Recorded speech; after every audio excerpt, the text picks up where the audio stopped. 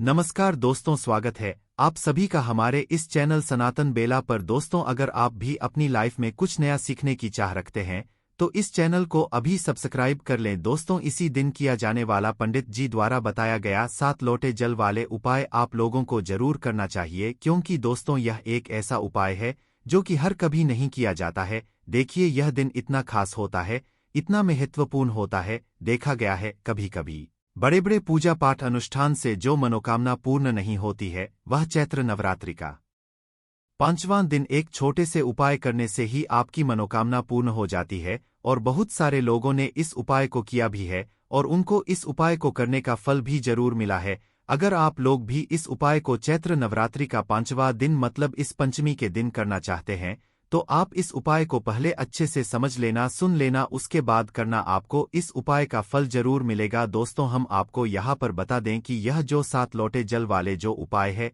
यह उपाय पंडित जी ने अपनी अभी की सीहोर की कथा में ही बताया है। और इस उपाय को करने से आपके घर में चाहे किसी भी प्रकार की दुख और समस्या क्यों ना चल रही हो, आपको उसका कारण भी नहीं पता है कि भाई यह समस्या किस कारण से चल रही है। उसका कुछ भी कारण हो सकता है, जैसे पितृदोष हो सकता है, काल सर्प दोष हो सकता है, या किसी भी तरह का मंगल दोष भी हो सकता है। और भी बहुत तरह के दोष होते हैं, कुछ भी हो सकता है। पर आपको इस उपाय को करने के लिए अपने दोष को पता लगाने की भी जरूरत नहीं है। आपके घर में किस कारण से इतनी दुख और परेशानी आ रही है, वह भी आपको पता लगाने की जरूरत नहीं है। चैत्र नवरात्रि पंचमी के दिन इस पीपल के पानी की बिंदी वाले उपाय को आप लोगों को कर लेना है, क्योंकि इसी एकमात्र उपाय को करने से आपके पूरे घर परिवार में सुख और शांति हो जाएगी। आपके घर में अच्छे काम होने लगेंगे। आपकी जो भी मनोकामना होगी वह भी धीरे धीरे करके पूर्ण होना शुरू हो जाएगी। दोस्तों, अब इस उपाय को करना किस समय है,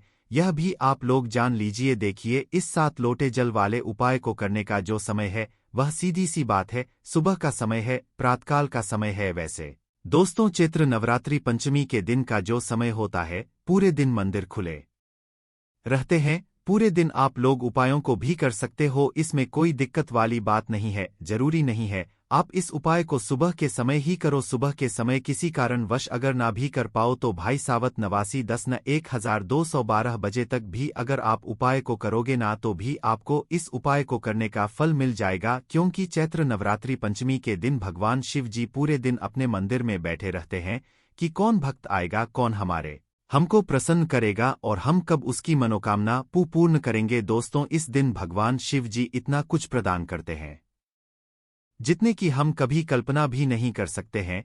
इसीलिए आप लोगों को इस मौके को तो अपने हाथ से नहीं जाने देना चाहिए। तो अब हम समझते हैं दोस्तों, यह 7 लोटे जल वाला उपाय आखिर आप लोगों को करना कैसे है। देखिए, विशेष रूप से कोशिश करना इस उपाय को आप पंचमी के दिन सुबह सुबह कर लो, पर किसी कारणवश ना कर पाओ तो फिर थोड़े लेट भी कर सकते हो है ना। और पहली मुख्य कोशिश आपकी यही होनी चाहिए कि घर की जो माता बहन होती हैं उनमें से कोई एक यह वाला उपाय करें। मतलब कि अगर माता बहन उपस्थित ना भी हो तो भाई उस स्थान पर फिर घर का कोई बड़ा जो पुरुष हो भाई वह भी इस उपाय को कर सकता है, कोई दिक्कत वाली बात नहीं है। पर घर के सभी सदस्य को इस वाले उपाय को करने की जरूरत नहीं है। घर का कोई एक मुख्य सदस्य भी इस उपाय को करेगा तो इस उपाय को करने का फल उसके पूरे घर परी को जरूर मिल जाएगा। तो देखिए, 7 लोटे जल वाला उपाय है तो सीधी सी बात है कि इसमें हमें 7 लोटे जल की तो आवश्यकता पड़ेगी ही पड़ेगी। अब यह 7 लोटे जल हम लोगों को मिलेगा कहाँ से, हम लोगों को लेना कहाँ से, और इसके साथ में और कौन सी चीज है जो कि हमें उपाय में यहाँ पर काम आने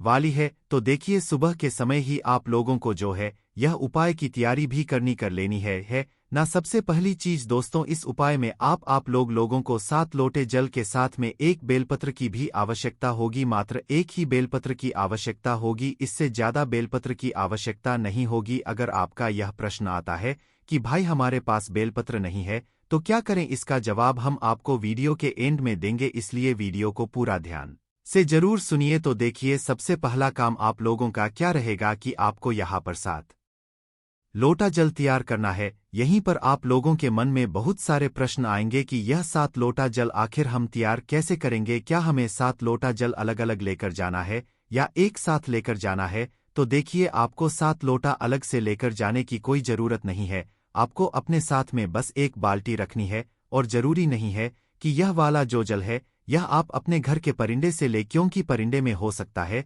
कि भाई इतना ज्यादा जल ना हो। अगर है आपके घर के परिंदे में इतना ज्यादा जल तो भाई आप अपने घर के परिंदे से ही जो है मतलब इस वाले जल को लें, इस वाले उपाय को करने के लिए। और अगर नहीं है तो फिर भाई आप किसी है एंड बम से भी इस वाले जल को ले सकते हैं, या आपके घर में अगर कोई बोरिंग वगैरह है तो भी वहां से भी आप लोग इस जल को ले सकते हैं।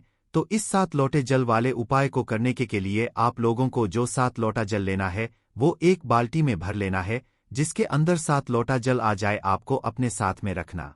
एक ही लोटा है, बस अपनी बाल्टी के अंदर उतना जल भर लेना है कि भाई उस बाल्टी के अंदर 7 लोटा जल आ जाए है ना। तो भाई उस बाल्टी के अंदर या जो भी आपके पास पात्र हो जिसके अंदर 7 लोटा जल बन जाए, आपको अपने उस पात्र के अंदर जल भर लेना है। और चाहो अपने साथ में एक खाली लोटा रख लो, चाहो तो उसे भरकर भी रख सकते हो, पर खाली रखोगे तो भी दिक्कत वाली बात नहीं है, क्योंकि आप अपने साथ में जल लेकर जा रहे हो है ना। तो अपने साथ में एक लोटा रख लेना और जो है 7 लोटा जल जिस पात्र के अंदर अभी आपने रखा है उसे तैयार करके रख लेना। इसके साथ में दोस्तों एक बिलपत्र आप लोगों को जरूर रख लेनी।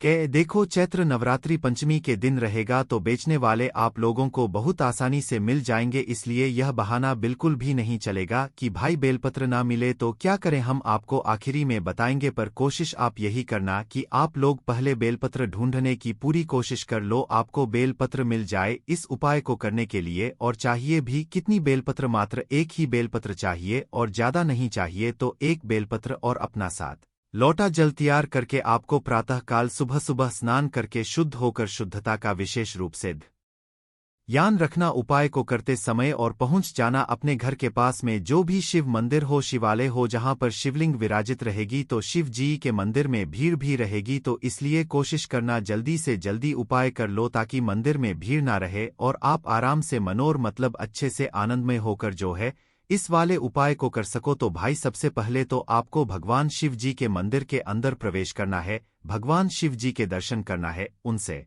निवेदन करना है, विनती करना है। और सबसे पहले जाकर दोस्तों आप लोगों को अपना यह वाला उपाय कर लेना है। जरूरी नहीं है कि भाई आप सिर्फ पाए की सामग्री के लिए लेकर जाओ, आप अपने साथ में चैत्र नवरात्रि पंचमी के दिन जो भी आप भगवान शिव जी की पूजन अर्चना करना चाहते हो वह सारी सामग्रियां लेकर जा सकते हो। पर उपाय की जो सामग्री है जो कि 7 लोटा जल और एक बेलपत्र, यह आप लोगों को अलग से ही लेकर जाना है।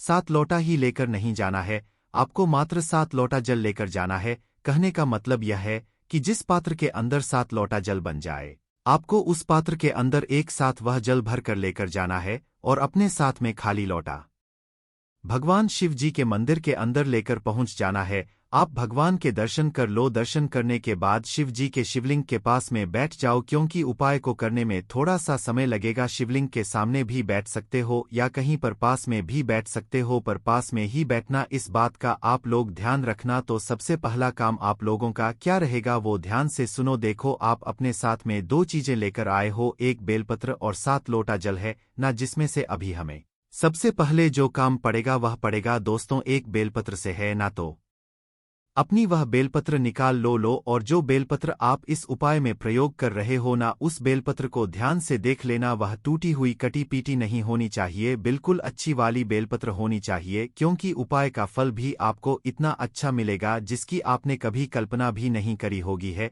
ना। तो आपने एक बेलपत्र लेना है, उस बेलपत्र को सबसे पहले आपको माता अशोक सुंदर जी वाले स्थान पर चढ़ा देना है। भगवान शिव जी का नाम लेते हुए माता अशोक सुंदर जी का जो स्थान होता है वह जलाधारी के बिल्कुल बीचों बीच में होता है, मतलब शिवलिंग होती है, शिवलिंग की जलाधारी होती है, जलाधारी के बिल्कुल बीचों बीच का जो स्थान होता है ना, वो होता है माता अशोक सुंदरी जी का स्थान। कहाँ पर होता है माता अशोक सुंदरी जी का स्थान? जो बिल्कुल जलाधारी के बिल्कुल बीचों बीच में होता है ना, वो स्थान होता है शिव जी की सबसे छोटी बेटी का। तो सबसे पहले अपनी इस बेलपत्र को आपको माता असु सुंदर जी वाले स्थान पर चढ़ाना है। ध्यान इस बात का रखना है कि भाई इस बेलपत्र की जो डंडी का मुख होगा, इस डंडी का मुख जो है आपको जलाधारी की तरफ करके ही रखना है, जहां से जल बहता है और नीचे गिरता है। इस तरीके से आपको अपनी इस एक बेलपत्र को माता अशोक चंद्र जी वाले स्थान पर समर्पित कर देना है। डंडी का मुख जलाधारी की तरफ करके अब दोस्तों कुछ सेकंड इसे समर्पित रहने देना, जैसे कि 5 से 10 सेकंड तक आप इसे इस बेलपत्र को माता असुसुंद जी वाले स्थान पर समर्पित रहने देना। उस समय के बीच में आप श्री शिवाय नमस्तुभ्यम का जाप करना। जैसे ही पासे 10 सेकंड हो जाते हैं भाई, इसी बेलपत्र को आपको वापस से उठाना। क्या करना है? इसी बेलपत्र को आपको वापस से उठाना है। अब बेलपत्र को आपको शिवजी पर चढ़ आना है। एक ही बेलपत्र रहेगी जिसे पहले माता असुचंद्र जी वाले स्थान पर चढ़ाना है, फिर इसी बेलपत्र को उठाकर आपको शिव जी की शिवलिंग पर चढ़ाना है। बस ध्यान इस बात का रखना है कि जब आप इस बेलपत्र को भगवान शिव जी की शिवलिंग के ऊपर चढ़ाओगे तो इस बेलपत्र की डंडी का मुख आपकी विपरीत दिशा में हो, मतलब कि इस बेलपत्र की बीच वाली बड़ी पत्ती का मुख आपकी तरफ हो। आप जिस तरफ से भी इस बेलपत्र को शिवलिंग पर चढ़ाना है उस तरफ हो, और डंडी का मुख आपके सामने जो भी दिशा हो उस दिशा में जो है आपको इस बेलपत्र की डंडी का मुख करके रखना है। बस ध्यान रखना, बीच वाली बड़ी पत्ती का मुख आपकी तरफ करके आप लोगों को इस बेलपत्र को शिव जी के शिवलिंग के ऊपर समर्पित कर देना है। जैसे ही इस बेलपत्र को शिव जी की शिवलिंग के ऊपर समर्पित कर देते हो, आप अपना वह पात्र अपने सामने रख लेना। जिस पात्र में आप 7 लौट जल लेकर आए हुए हो वो अपने सामने रख लेना, और अपना वह खाली लोटा या जो भी भरा लोटा एक लेकर आए हो एक ही लोटा लेकर आना है, ज्यादा लेकर नहीं आना है। मात्र 7 लोटा जल की हमें आवश्यक, लोटे की आवश्यकता नहीं है। तो आपको अपना वह लोटा लेना है और अपनी उस बाल्टी में से, उस पात्र में से पहला लोटा जल भरना है। क्या करना है? पहला लोटा जल भरना है और उस पहले लोटे जल को आपको भगवान शिव जी की शिवलिंग के ऊपर एक धारा से धीरे धीरे करके चढ़ा देना है। उपाय को करने में जल्दबाजी बिल्कुल मत करना। यह बिल्कुल मत सोचना कि भाई 7 लोटा जल है तो बहुत समय लगेगा तो हम जल्दी जल्दी में चढ़ा दें। जैसे जल चढ़ाया जाता है एक धारा से धीरे धीरे करके भगवान शिव जी का नाम लेते हुए, श्री शिवाय नमस्तुभ्यम बोलते हुए, वैसे ही आप लोगों को हर लोटा जल को चढ़ाते जाना है। जैसे कि पहला लोटा जल आपने मतलब अपने पात्र में से भरा शिव जी की शिवलिंग के ऊपर करा और एक धारा से धीरे धीरे धीरे करके आप लोगों को चढ़ाते जाना है। श्री शिवाय नमस्तुभ्यम का जो है मन ही मन जाप भी आप लोगों को करते जाना है। पहला लोटा जल चढ़ा दिया, फिर दूसरा लोटा जल भर लो, दूसरा भी एक धारा से धीधी करके चढ़ा दो, फिर तीसरा लोटा जल भर लो, वो भी चढ़ा दो, फिर चौथा लोटा जल भर लो, वो भी चढ़ा दो, फिर पांचवा लोटा जल भर लो, वो भी चढ़ा दो, फिर छठवां लोटा जल भर लो, वो भी चढ़ा दो, फिर सातवां लोटा जल भर लो, मतलब आखिरी वाला जो लोटा है उसको भर लो, और वो भी शिव जी की शिवलिंग के ऊपर एक धारा से धीरे धीरे करके श्री शिवाय नमस्तुभ्यम बोलकर आप लोग चढ़ा दो। जैसे ही आप लोगों के यह 7 लोटा जल चढ़ जाता है, अब आपके पात्र में जो भी बाकी बचा हुआ जल हो उसको चढ़ाने की जरूरत नहीं है। मात्र 7 लोटा ही आप लोगों को जल चढ़ाना है। इस बात का आप लोग ध्यान रखना। उस लो मतलब जो जल बचा हुआ है उसको आप अलग से रख सकते हो है ना भाई। जैसे ही आप लोग अपना 7 लोटा जल चढ़ा देते हो भगवान शिव जी की शिवलिंग के ऊपर, सिर्फ और सिर्फ शिवलिंग के ऊपर ही यह 7 लोटा जल चढ़ेगा और कहीं पर भी नहीं चढ़ेगा। जैसे ही आप यह 7 लोटा जल शिवलिंग पर चढ़ा देते हो तो भाई अपनी जो बेलपत्र आपने शिवलिंग पर चढ़ाई हुई है, जिसके ऊपर अभी आपने 7 लोटा जल चढ़ाया हुआ है, भाई उस बेलपत्र को अब आपको उठा लेना है। भगवान शिव जी का आशीर्वाद समझते हुए, उनसे विनती और उनसे मनोकामना बोलते हुए, और इस बेलपत्र को उनसे मांग लेना है। शिवलिंग पर से इस बेलपत्र को उठा लेना है और उठाकर भगवान शिव जी का आशीर्वाद समझकर भगवान से विनती कर उनको धोख देकर इस बेलपत्र को अपने घर पर ले आना है। चैत्र नवरात्रि पंचमी के दिन जब आप इस उपाय को कर रहे हो तो अपने घर ले आओ इस बेलपत्र को। इस बेलपत्र को अपने घर पर लाकर किसी भी अच्छे और शुद्ध स्थान पर रख दो, जैसे कि भगवान जी आपके घर में जहां पर विराजित हैं उस स्थान पर जाकर आप लोग जो है इस बेलपत्र को रख दो। देखो, इस बेलपत्र को रखने के बाद जो है अभी आपका उपाय पूरा नहीं हुआ है। इस बेलपत्र को आप अपने घर में 11 दिन तक रखो। तो जैसे ही 11वां दिन आता है तो भाई उस दिन आप लोगों को अपनी इस बेलपत्र को उस स्थान से उठाना है जहां पर आपने इस बेलपत्र को अपने घर पर रखा हुआ है। फिर इस बेलपत्र को आपको किसी भी नदी, बावड़ी या तालाब या सरोवर के घाट पर लेकर जाना है। मतलब इस बेलपत्र को आपको विसर्जन करना है, आप है ना किसी भी बहती हुई नदी में या बावड़ी में या तालाब में या सरोवर में।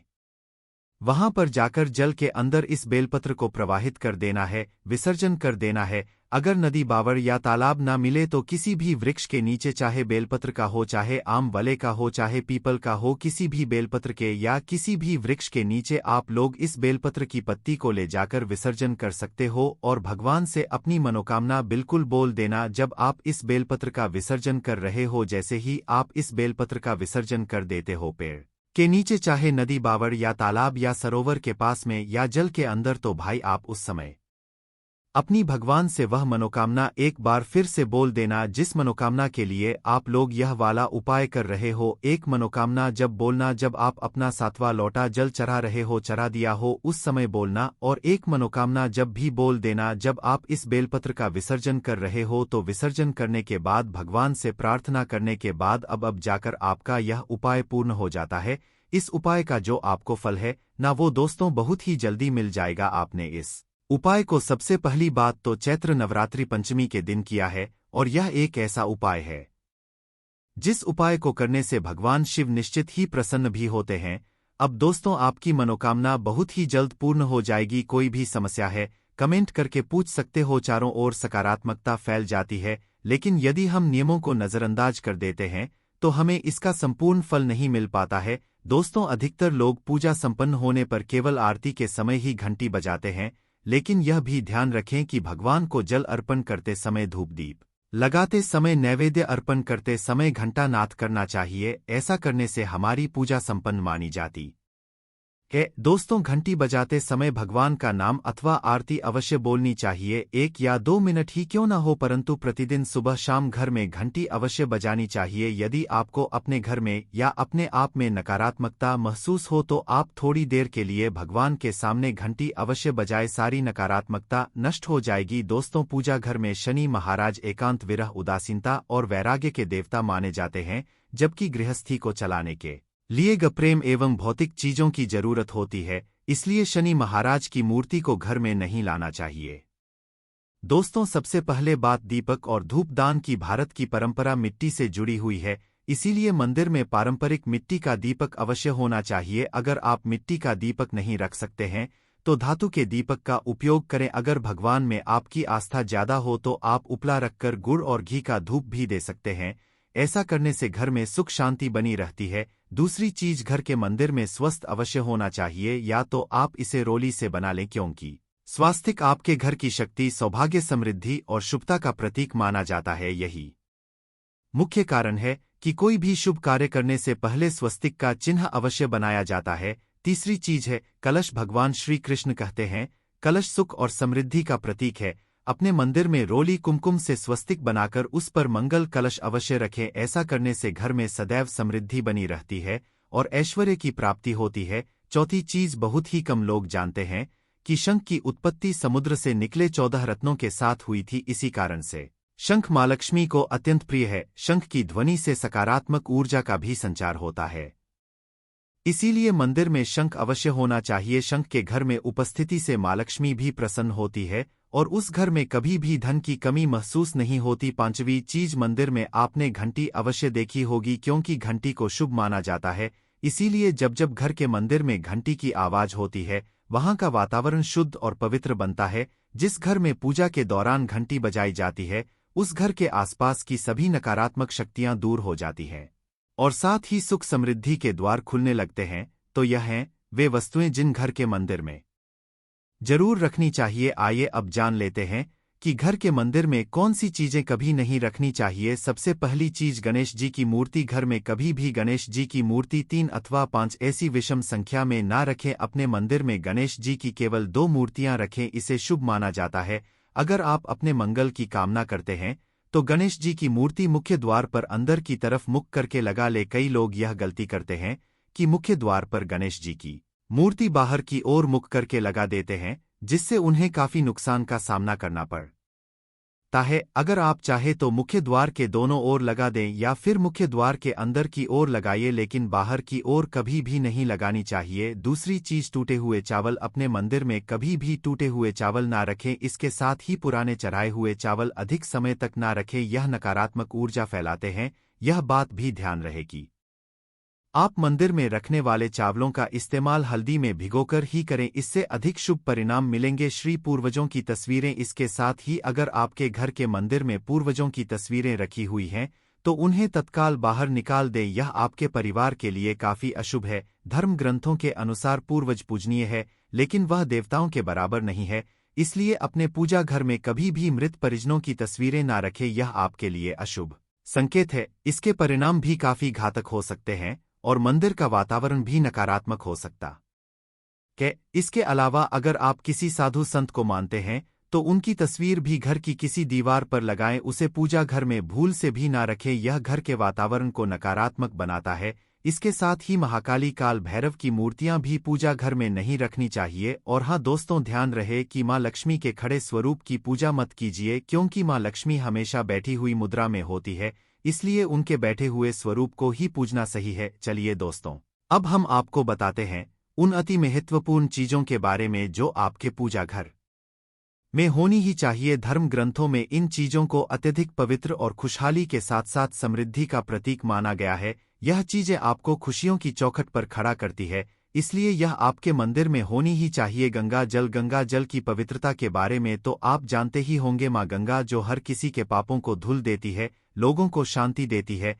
अगर आप भी अपने जीवन में सुख और शांति कायम रखना चाहते हैं तो घर के मंदिर में गंगाजल होना ही चाहिए। इसके लिए आप एक तांबे के पात्र में गंगाजल को भरकर रख सकते हैं। यह आपके परिवार में सुख शांति का प्रतीक है, जो घर की पवित्रता को भी बनाए रखता है। इसलिए कभी भी प्लास्टिक की बोतल या अपवित्र बर्तन जैसे स्टील या लोहे के बर्तनों में गंगाजल नहीं रखना चाहिए, यह अशुभ होता है। और अगर आप महालक्ष्मी को प्रसन्न करना चाहते हैं तो पूजा करते समय मां लक्ष्मी को कमल का फूल चढ़ाएं। मां लक्ष्मी कमल के फूल पर ही विराजमान रहती है, उन्हें बेहद प्रिय होता है, क्योंकि यह कीचड़ से निकलकर भी दुनिया में खूबसूरती और पवित्रता बिखेर है। इसलिए माता लक्ष्मी की पूजा करते समय कमल का फूल जरूर चढ़ाना चाहिए। ऐसा करने से कई गुना लाभ आपको मिलेगा। दोस्तों, इस दिवाली ध्यान रहे कि आप दीपक से दीपक ना जलाए। शास्त्रों के अनुसार जो व्यक्ति दीपक से दीपक जलाता है वह रोगी होता है। ऐसा करने से रोग भी परिवार में पनपते हैं, इसलिए कभी भी दीपक से दीपक नहीं जलाना चाहिए। साथ ही मंदिर में एक घी का और एक तेल का दीपक जरूर जलाए, यह आपको समृद्धि देगा। घी का दीपक दाईं तरफ और तेल का दीपक बाईं तरफ जलाने से समृद्धि बरकरार रहती है। इसके अलावा घंटा, धूप दानी, गंगाजल जैसी चीजों को बाईं तरफ रखना शुभ होता है। उम्मीद है दोस्तों आप यह समझ गए होंगे कि मंदिर में क्या रखना है।